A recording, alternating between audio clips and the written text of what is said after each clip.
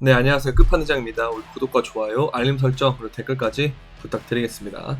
자, 이제 요때가 좀 올라가나 싶었더니만 조정이 왔다가 다시 한번 올라가는 모습인데요. 이렇게 지속적으로 이 수렴의 상단 부분을 때려주고 있어요. 여기서 조정에서도 잘 지켜줬고, 그럼 그 다음에 하나의 문제점은 여기로 한 번 더 내려가느냐 아니냐 아니면 올라가느냐 이 둘 중에 하나겠죠? 그렇게 되면 우리가 이렇게 일봉으로 봤을 때는 이런 모양이 나오는데, 아까 4시간 봉으로 봤을 때는 이 상단에 걸치는 모습을 보면서 일단 조금 더 우리가 시간을 두고 지켜봐야 되긴 하지만, 이런 식의 수렴과 그리고 캔들이 이런 형태로 올라가는 것은 굉장히 좀 긍정적이라고 볼 수 있다 라는 그런 생각이 듭니다. 왜냐면 이쪽 선도 잘 지켜줬고요. 제가 33,000대를 지켜주는 게 굉장히 중요하다는 말씀을 드렸는데, 33,000대를 지켜줬고 올리는 모습을 보면서 이게 당장 안 떨어질 가능성이 좀 더 높아지겠구나 라는 생각이 들고요. 그리고 우리가 주봉도 마감이 된 상태에서 오늘은 또 어떤 게 마감이 됐냐면 월봉이 또 마감이 됐습니다. 월봉이 마감이 된 상태에서 이걸 양봉으로 크게 뚫어주는 모습이 나왔기 때문에 뭐 두 번째가 이 횡보가 될 수도 있겠지만, 월봉이 보통 하나가 양봉이 크게 이렇게 뜨면 연속적으로 가는 확률이 좀 있어요. 이런 식으로. 그래서 요것도 우리가 좀 기대해 볼 만하다 하는 그런 생각을 드릴 수 있겠습니다. 자, 보시면 얘가 항상 이 월봉이 크게 뜨면요, 그 다음에 항상 이런 월봉들이 길게 더 이어지는 형태로 좀 가는 경우가 많거든요. 아니면 이런 십자형이 나오는가? 그러면 이제 우리가 두 가지를 생각할 수 있는 거죠. 11월 달에 뭐 도지형이나 이런 형태로 십자형이 될 수도 있지만, 반대로 한 개가 더 큰 게 올 가능성이 있다. 그러면 이게 점점 길어지기보다는 좀 짧아지는 경우가 좀 많은데, 그래서 한 이 정도 그 4만대에서 5만대까지의 상승을 우리가 11월 달에는 기대해 볼 수 있지 않을까 싶은데, 다만 이제 뭐 그런 건 있을 거예요. 이 꼬리를 만드는 작업 때문에 월초에는 항상 좀 그 하락이 또 있었던 적이 좀 있거든요. 그래서 이 선을 다시 한번 얘가 주봉으로 좀 이렇게 횡보를 할 수도 있고요. 그러면 이제 아까 말씀드렸던 그 수렴이 더 연장이 되겠죠. 이게 이제 일봉으로 뭐 이러한 수렴이 되는데, 이게 4시간 봉 이렇게 됐을 때 여기로 찍고 여기를 찍으면 이런 모양이 되잖아요. 그러면 이제 얘가 여기서 찍고 하면 얘가 좀 더 길어지는 거죠. 연장이 되면서. 그러다가 이제 요거를 뭐 위로 가든 아래로 가든 했을 때도 또 이런 식으로 더 커지는 수렴이 된다던가 하는 그런 가능성은 좀 있어요. 근데 그 과정 속에서 우리가 비트코인 도미넌스가 좀 떨어진다면 그럼 알트장이 올 수 있을 것이고, 근데 그게 아니라면 얘가 어쨌든 그 과정에서 알트장이 오지 않는다, 그랬을 경우에는 오히려 도미넌스가 올라가는 형태로 될 수도 있다. 그래서 이런 것들 다 우리가 생각해야 되는 시점이기 때문에 되게 아리까리한 상태긴 해요. 근데 그럴 때를 대비해 제가 항상 말씀드린 건 그냥 뭐 분할 매수 분할 매도 하면 돼요. 분할로 접근하면 되는데 전혀 문제될 게 없고요. 이렇게 하면. 그래서 그냥 뭐 현금 비중 잘 지키고 내가 갖고 있는 거 비중을 특히 뭐 도미노스 올라갈 가능성 때문에 비트코인도 항상 들고 있으면 되고, 그다음에 알트도 어느 정도 좀 대비해야 되니까 알트들도 좀 보시면 된다는 거. 다만 알트를 볼 때 우리가 이 뭐 온톨로지 가스라든지 아니면 얘는 좀 다른 경우인데요, 뭐 오브스라든지 아니면 사실 얼마 전에 폴리메시 얘도 보면 엄청나게 빨리 떨어졌잖아요. 그래서 이런 식으로 한 방에 죽을 수가 있다라는 거죠, 자발트들은. 그래서 자발트들을 먹을 때는 항상 좀 단기적으로 먹는 게 맞는 것 같고, 이제 큰 추세를 가는 애들이 이제 솔라나 같은 애들 있잖아요. 얘들도 제가 계속 좋다고 말씀드렸는데, 이런 애들은 그냥 추세 따라서 쭉 가는 애들.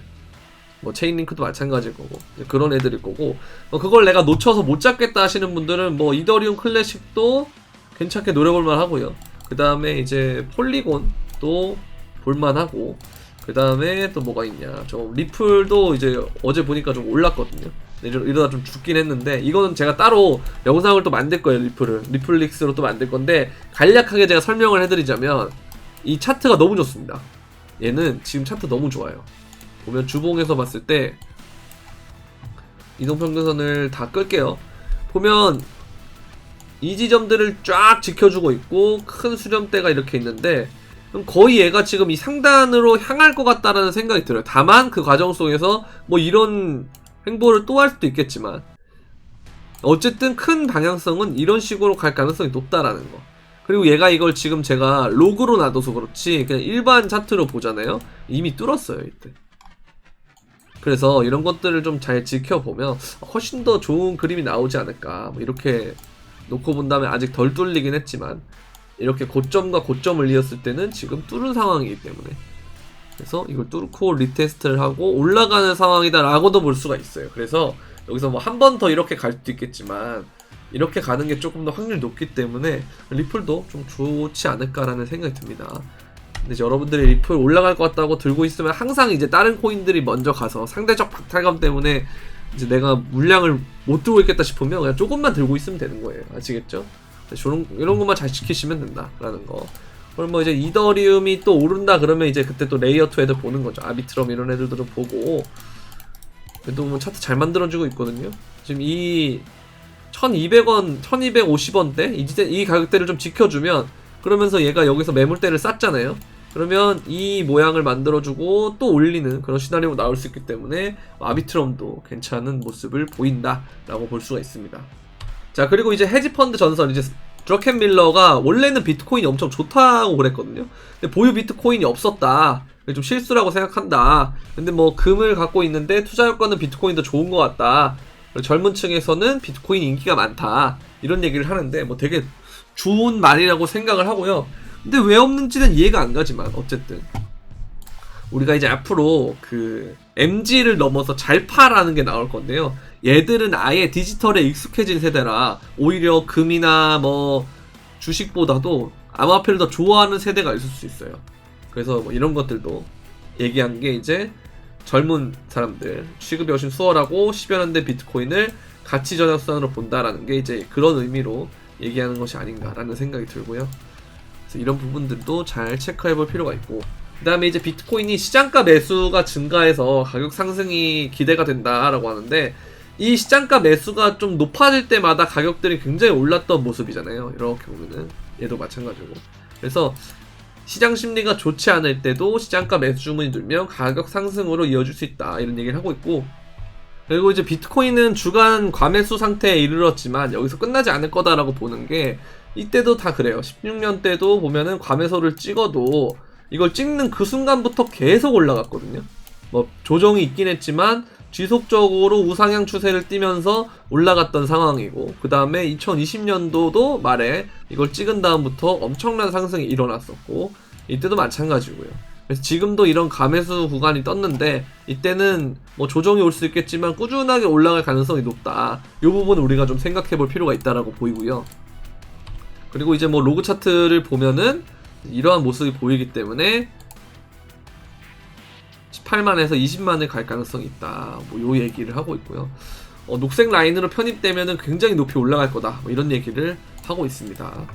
자, 그리고 그 CME의 그 갭이 채워지지 않는 상태로 남아있을 수가 있다. 2만에서 2만 1000달러를 말하는 거죠. 그래서 이게 이제 2020년 9월에 9.6K를 많이 생각한다, 이런 얘기를 하는데요. 그래서 다 사람들이 저렴한 가격에 살 수 있을 거라고 기대했지만 그게 아니다. 그래서 2만 달러대를 기대하는 것보다는 좀 상승을 보는 게 좀 맞지 않느냐, 이제 이런 얘기를 하고 있는 거예요. 저도 이 부분은 좀 동의하는 부분이고요. 괜찮다라고 생각을 합니다. 자, 그리고 이제 아서에이즈가 이런 말을 했어요. 10년물의 국채금리가 상승을 하면 은행 시스템이 약화가 돼서 비트코인이 상승한다, 이런 얘기를 하는데, 보면은 이제 미국 은행 시스템에 더 많은 스트레스가 가해지고 연준은 돈을 찍어내야 되기 때문에 은행 구제에 나설 수밖에 없다. 그래서 비트코인은 이 사태에 있어서 굉장한 장점이 될 것이다. 자, 그리고 비트코인의 광세장의 초기 단계다. 그래서 기관의 관심이 커지고 있다, 이런 얘기를 하고 있는데, 보면 이제 비트코인 상승세에 따라서 암호화폐에 대한 기관의 관심이 커졌고 CME의 거래량이 역대 최대를 기록할 것으로 예상하고 있고, 10월에 나타난 강세는 10번 중 6번 11월까지 이어졌다. 그래서 60%의 확률로 11월에도 강세장이 이어질 수 있다, 이런 얘기를 하는 건데, 뭐 굉장히 좋은 말이죠. 좋습니다. 전혀 뭐 나쁜 거 없어요, 지금 상황이. 우리는 이제 겁내는 걸 좀 자제해야 돼요, 이제는. 그리고 비트코인은 내년 가장 완벽한 거래 환경이 갖춰진다 라고 하죠. 비트코인은 금을 대체하는 수단으로 자리 잡고 있고 연준에서 긴축의 끝이 보이고 있지만 반감기도 적용된다. 그리고 대규모 포지션 청산으로 판매자의 부족도 강세를 촉발할 수도, 이게 공급이 줄어든다라는 거예요. 매도 물량이 줄어든다라는 거죠. 수요는 올라가는데 매도 물량이 줄어드니까 가격이 훨씬 더 오를 수 있다, 이런 얘기를 하는 거고. 그리고 블랙록의 비트코인이 현물 ETF가 되면 이 점프 트레이딩 같은 애들이 마켓 메이커로 참여할 거다라는 얘기를 하고 있는데, 보면은 뭐 제인 스트리트, 버투 파이낸셜, 점프 트레이딩, 그 다음에 허드슨 리버 트레이딩 등 헤비급 마켓 메이커들이 유동성 공급자로 참여할 가능성이 존재한다, 이런 얘기를 하는 거죠. 그래서 ETF는 결국에는 마켓 메이킹 하는 게 되게 중요하다라고 하는데, 이런 것들이 결국 되게 뭐 가격에 있어서는 긍정적인 영향을 많이 주겠죠. 가격이 떨어지는 거랑 이런 것들을 좀 더 방지하는 수단이 될 거예요, 초반에는. 그래서 그런 것들이 좀 중요할 것이다 라는 거 보시면 되겠고, 그리고 이제 FOMC가 지금 16시간 앞으로 다가왔거든요. 얼마 남지 않았는데 금리가 동결이 될 가능성이 매우 높습니다. 그래서 뭐 인하를 하는 건 아직까지 시기상조라고 생각하고, 저는 이 동결이 굉장히 오래 갈 거라고 생각하거든요, 생각보다. 그래서 금리 인하보다는 동결이 좀 오래 갈 거라고 생각을 해가지고, 이 과정에서 뭐 한 번 정도 금리 인상을 더 한다라고 하면 진짜 충격에 빠질 수도 있을 것 같은데, 뭐 그게 아니라면 동결을 되게 길게 가져가서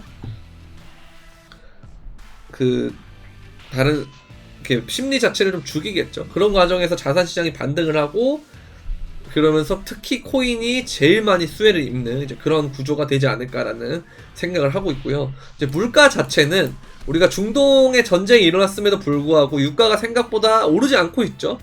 그런 상황 속에서 이 트루플레이션을 보니까 계속 2%대로 잘 만들어주고 있다라고 하는 거. 그래서 이게 계속 이 바닥권을 형성하면서 행보할 가능성이 높다라는 생각이 듭니다. 이게 동결하는 과정 속에서 이게 계속 만들어지면서 그 이후에 이제 인하를 하는 그런 과정이지 않을까라는 생각이 들어요. 그래서 뭐 이런 것들을 보면은 뭐 좋은 것만 있지 앞으로 뭐 안 좋은 것들이 있지는 않거든요. 그래서 우리가 이제는 정말 자신감을 갖고 코인의 시간이 왔다, 이렇게 생각할 필요는 있을 것 같아요. 다만 뭐 한 가지 걸리는 건 있죠. 뭐냐, 얘가 이제 잘 가다가, 뭐 이거는 그때 가서 생각해도 되는 건데, 얘가 이제 잘 가다가 여기도 아직 저항을 못 뚫기도 했고, 그 다음에 잘 가다가 이 지점에서 하락이 올 때 또 이 하락이 요때처럼 될 수도 있기 때문에, 그때 여러분들이 많이 겁을 내고 떠나거나 하면 그 이후에는 정말 자리를 못 잡는 상황이 될 수가 있고, 그게 아니라면 이것만 보다가 여기서 이렇게 올라가면 2016년처럼 계속 올라가거나 2020년처럼 계속 올라간다라고 하면 놓치는 거거든요. 그래서 그런 것들을 다 대비를 해야 될 것 같아요. 그래서 분할 매도 정도만 해야 되는 거지, 뭐 올매도 이거는 조금 아니다라고 생각을 하기 때문에 이제 이런 부분들 또 잘 대비를 해야 되는 거, 요게 또 한 가지 걸리는 부분이고, 나머지는 뭐 별 걱정은 없습니다 이제. 그래서 이렇게만 잘 생각해 주시면 될 것 같아요. 네, 그래서 여러분들이 제 영상을 보시다가 좀 뭐 코인을 매매를 하는데 정확하게 좀 디테일한 타점이 좀 필요하다 하시는 분들은 이렇게 멤버십을 통해서 이렇게 알트코인들을 제가 제공을 하고 있거든요. 이런 식으로 여기 진입가, 목표가, 손절가 이렇게 해서 체크 표시된 게 타겟에 도달했다라는 말이에요. 그래서 보면 뭐 솔라나도 다 타겟에 도달을 했고, 이거 2만원대부터 제가 픽을 냈었거든요, 이런 것들. 그래서 여러분들이 이제 좀 이런 부분에 대한 도움을 받고 싶다 하면 멤버십 가입, 구독 버튼 옆에 있는 가입 버튼을 통해서 진행해 주시면 되겠고, 이제 선물방도 마찬가지예요. 선물방은 따로 선물만 하는 방이고 멤버십이랑은 다른 방인데, 여기 보면 여기도 포지션, 진입가, 목표가, 손절가 이렇게 제공을 하거든요. 보면 여기도 하나 갖고 타겟을 또 갖고 이런 식으로 잘 유기적으로 대응할 수 있는 방이니까, 여러분들이 선물 매매를 하시다가 좀 힘드신 부분들이 있으면 좀 도움이 될 수 있으니까 많은 문의 부탁드리겠습니다. 영상 설명란에 있는 선물방 가입 신청 링크를 통해서 문의할 수 있습니다. 자, 오늘 여기까지 하도록 하겠고요. 도움이 되셨다면 구독과 좋아요, 알림 설정 그리고 댓글까지 부탁드리면서 그럼 안녕.